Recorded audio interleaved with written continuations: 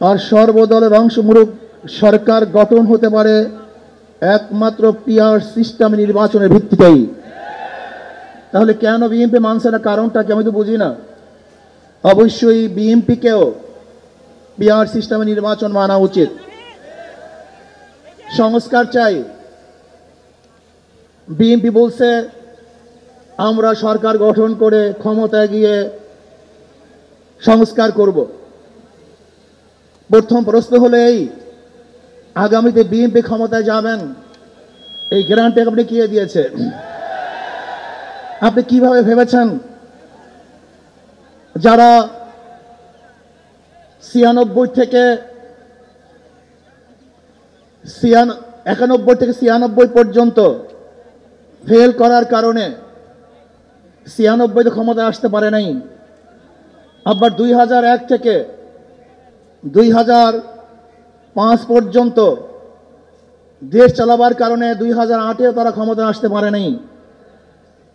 2001-এ BNP ইশতেহার ঘোষণা করেছিল, সেই ইশতেহারের মধ্যে 10%ও বিএনপি বাস্তবায়ন করতে পারে নাই। এমনকি 2001-এ বিএনপির ইশতেহারের 1 নম্বর শর্ত তারা পালন করতে পারে নাই। আমি বিশ্বাস করি আগামীতে ক্ষমতায় কে যাবে না যাবে আমি জানি না, কিন্তু বাংলাদেশের জনগণ কোন দুর্নীতিবাজ, চাঁদাবাজ, দখলবাজ, খুনিদেরকে আর ক্ষমতা নিবে না। বাংলাদেশের জনগণ রক্ত দিয়েছে, জীবন দিয়েছে বাংলাদেশে চাঁদাবাজি করার জন্য নয়, খুন করার জন্য নয়, দেশকে দখল করার জন্য নয়, দুর্নীতি করার জন্য মানুষ রক্ত দেয়, জীবন দেয়। বাংলাদেশের মানুষ জীবন দিয়েছিল, মানুষ মুক্তি পাবে, শান্তি পাবে। আমার গরিব দুঃখী ভেরু মানুষ ক্ষুধার্ত থাকবে না, বাংলাদেশের একজন মানুষ খোলা আকাশের নিচে থাকবে না, বাংলাদেশের একজন গরিব বস্ত্রহীন থাকবে না, আমার বাংলাদেশের কোন মানুষ গুম হবে না, খুন হবে না, বাংলাদেশের কোন ব্যবসায়ীকে চাঁদা দিতে হবে না, বাংলাদেশের প্রত্যেক নাগরিক অধিকার বাস্তবায়ন হবে, তারা শান্তিতে বসবাস করতে পারবে, নির্বিঘ্নে ঘুমাতে পারবে, আমার মা বোনরা ইজ্জত দিয়ে রাস্তায় চলাফেরা করতে পারবে, বাংলাদেশের মসজিদ থাকবে, মাদ্রাসা থাকবে, দাড়ি থাকবে, টুপি থাকবে, দাড়ি ভরে আক্রমণ করতে পারবে না, টুপিকে ফেরিয়ে কেউ নিতে পারবে না, ইসলামের বাইরে গান পাস করতে পারবে না।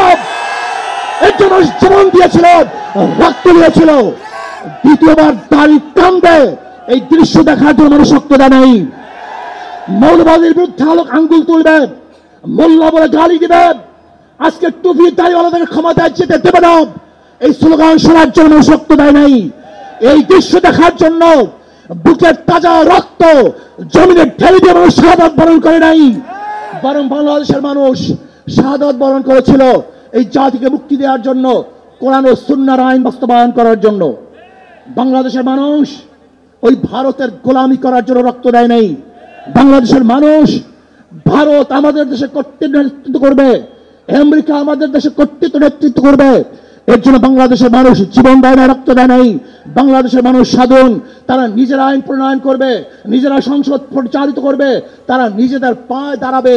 বাংলাদেশের মানুষ জীবন দিতে পারে, কিন্তু কার গোলামি করতে পারে না। প্রিয় ভাইয়েরা আমার, আমি বিশ্বাস করি আজকে মঞ্চে যারা আছেন, যদি আমরা মুনাফিকি না করি, মঞ্চে যারা আছে যদি মুনাফিকি না করি, মুখের এবং কাজের কথা যদি একসাথে থাকেন, মুখের সাথে কাজের যদি মিল থাকেন, আমি এই লক্ষ জনতার সামনে কসম করে বলতে পারি আগামীতে ক্ষমতায় যাবে ইসলাম, ক্ষমতায় যাবে ইসলাম, কোন সন্দেহ নাই।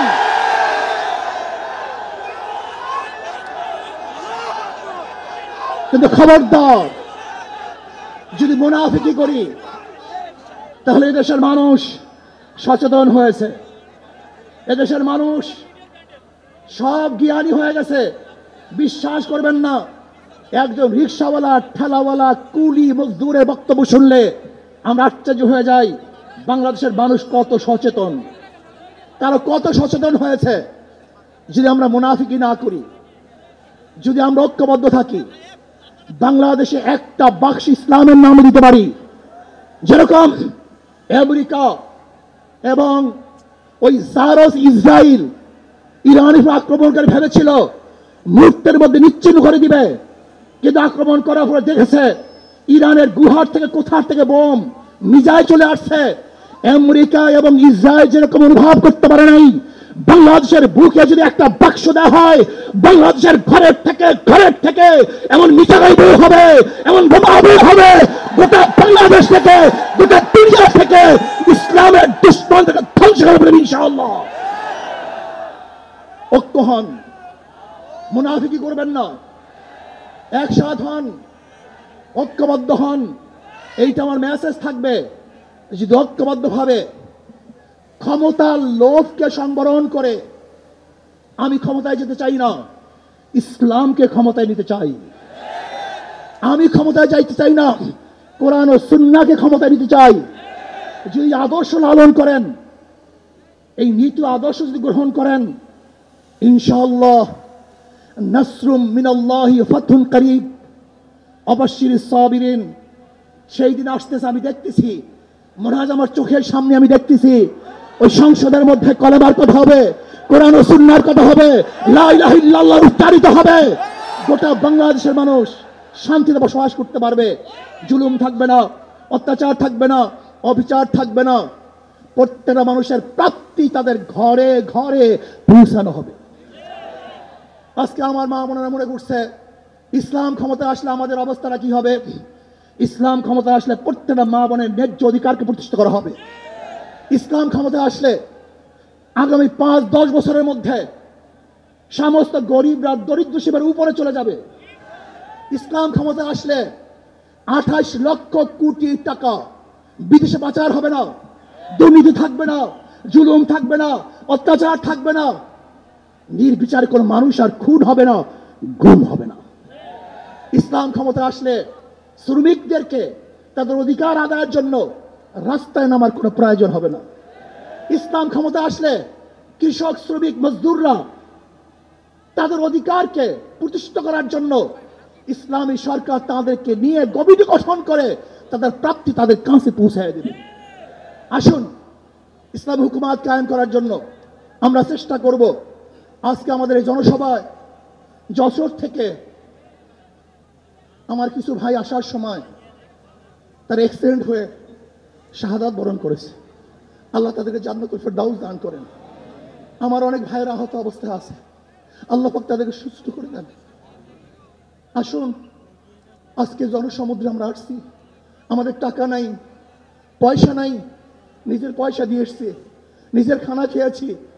এই জাতিকে, এই দলকে, এই কাফেলাকে গোটা দুনিয়ার কোনো প্রশক্তি পরাজয় করতে পারবে না, থামিয়ে রাখতে পারবে না। অবশ্যই ইনশাআল্লাহ আমরা বিজয় হব। আল্লাহ আমাকে এবং সবাইকে ইসলাম হুকুমাত কায়েম করার তৌফিক দান করেন। আমা আলাইনা ইল্লাল বালাগ। আসসালামু আলাইকুম ওয়া রাহমাতুল্লাহি ওয়া বারাকাতুহু।